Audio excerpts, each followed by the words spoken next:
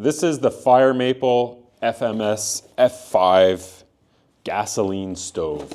So it's what I'd consider a budget liquid fuel stove. So I reached out to Maple to see if they'd send me one of these, and they did. They agreed just to send for a review. And I'm sure there's lots of reviews on YouTube. But what I wanted to do is look at this from maybe a little bit of a different perspective and also compare it to other stoves that I have, like the MSR Dragonfly, MSR Whisperlight International, and talk about some of the differences, pros and cons of both in terms of use for winter camping. I really haven't opened this yet, so I'm pretty curious what you're getting for 60 bucks.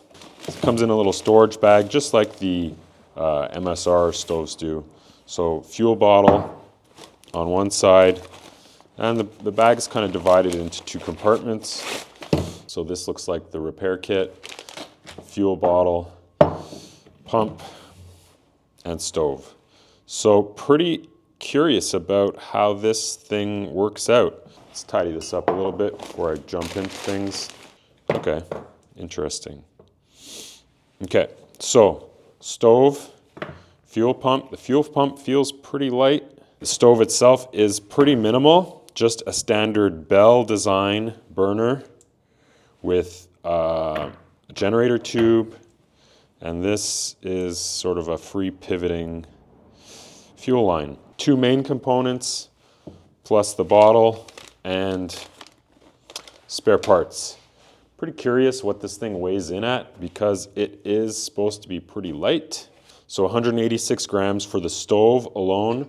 I always include the pump in the weight of my stoves just because they're a unit. 236 grams stove and pump together. I don't include fuel bottles in the weight of my stoves because that's going to vary from trip to trip. If you know the weight of your stove and the weight of your fuel bottles empty, then you're pretty much set to kind of get your weights down and know what's going on. Just for comparison, the Whisperlight International with its pump is 310.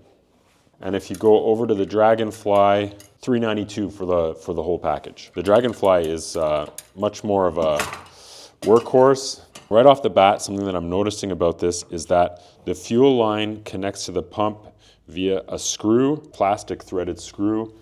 So I'm kind of curious how hard you need to crank that down when you're using it. It does come with a little wrench, and that is not even the right size. So I'm guessing it's just finger tight. Fuel bottle has a very similar kind of cap and design to the MSR. This isn't the childproof bottle. It's just a screw-on cap. Just gonna check the threads. One of my MSR bottle caps. Feels different. Doesn't quite go. Yeah, I wouldn't use that. So they feel like a different thread. So I'll just put some white gas in, some naphtha. Let's see if we can get this thing fired up.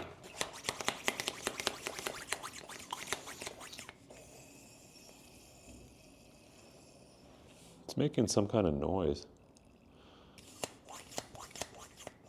So I don't even know if it's holding pressure.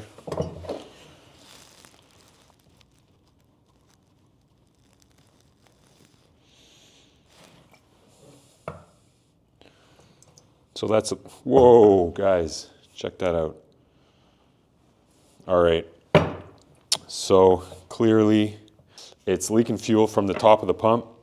Not sure exactly where. Let's see if we can troubleshoot this a little bit. It's a bit concerning.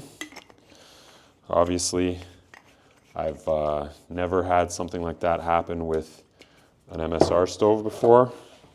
So it seemed to be coming out from the pump itself, which is a little weird. So this is on loose. The lower assembly just has a spring, a little screw cap, and some kind of O-ring and a little ball. I guess that's your kind of your one-way valve, and it threaded on crooked. So that looks a bit better.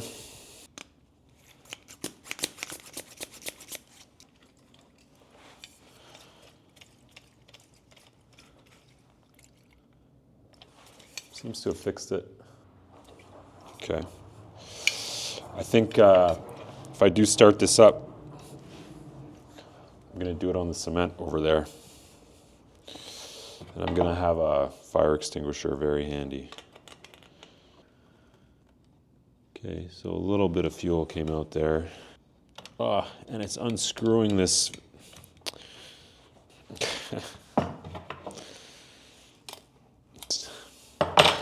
While I'm unscrewing the on-off valve, the retaining, I don't even know what you'd call that, lock nut is unscrewing. All right, guys, this looks like a pretty epic fail. So it's pressurized, which I just depressurized it, but no fuel's coming out. Might look at the instructions. You would think that all stoves kind of work the same way, but I might be missing some kind of major element. Doesn't seem like it. So I'm going to call that a fail for $60. I don't even really need to compare it to my MSR stoves because they always just work. Well, it looks like fuel came to here. Let's see if we can light it. So something that I don't like about this is, first of all, the connection is with thread, plastic threads into a metal sort of locking nut. With this stove, I would never pack it with the pump on the bottle. Whereas with the MSR stoves, you definitely can. I've done that for years with no issue, but I'd be pretty nervous about doing that with this stove, just seeing how the pump leaked there last time. So I'd be pretty concerned about that. Can't even see if any fuel came out.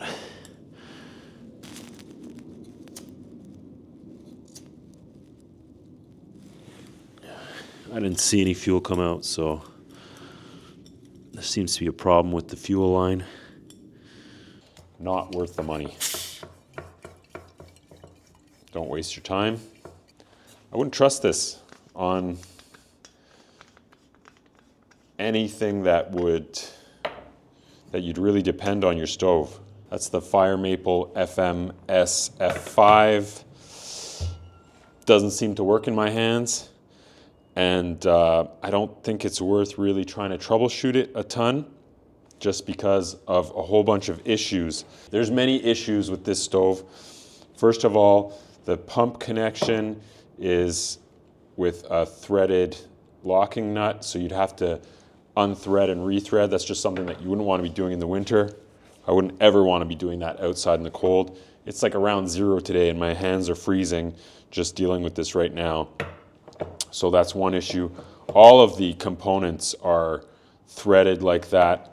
This is a one-way valve for the air to come out as you pressurize the bottle. It's just kind of a cheap spring with a crushed rubber ball at the end. The stove itself, it's kind of an interesting little design and build. Aluminum kind of cage and then a really simple design.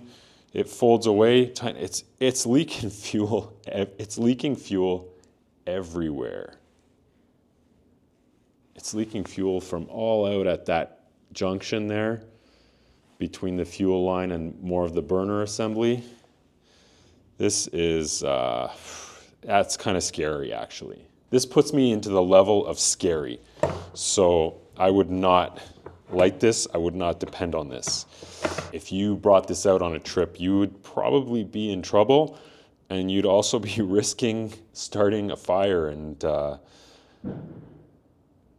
just a lot of problems. $60 versus, we'll call it 130 US, 130 US for the Whisperlight International, or 160 I think for the Whisperlight International, 130 for the normal Whisperlight, and around 200 for the Universal. Also around $200 or just under $200 US for the Dragonfly. Just to put this in perspective, I've had this stove for 20 years. I've never had any issues with it. Obviously replaced O-rings and things like that, but the build quality, you know, how the pump, so this is the standard MSR pump from the Whisperlight, but it's the one that runs on all of their stoves except for the Dragonfly. You know, you have the quick connection between the pump and the stove, so that just pushes in. You can disconnect it, pull it out. These are just design features. The MSR stoves are just proven, so I just wouldn't waste my time with that. And yeah, I kind of wish MSR came out with a tiny liquid fuel stove like this with the bell-shaped burner, just because they do have that incredibly powerful and reliable output. This one is just not something that I would rely on. So that's it. That's all I got.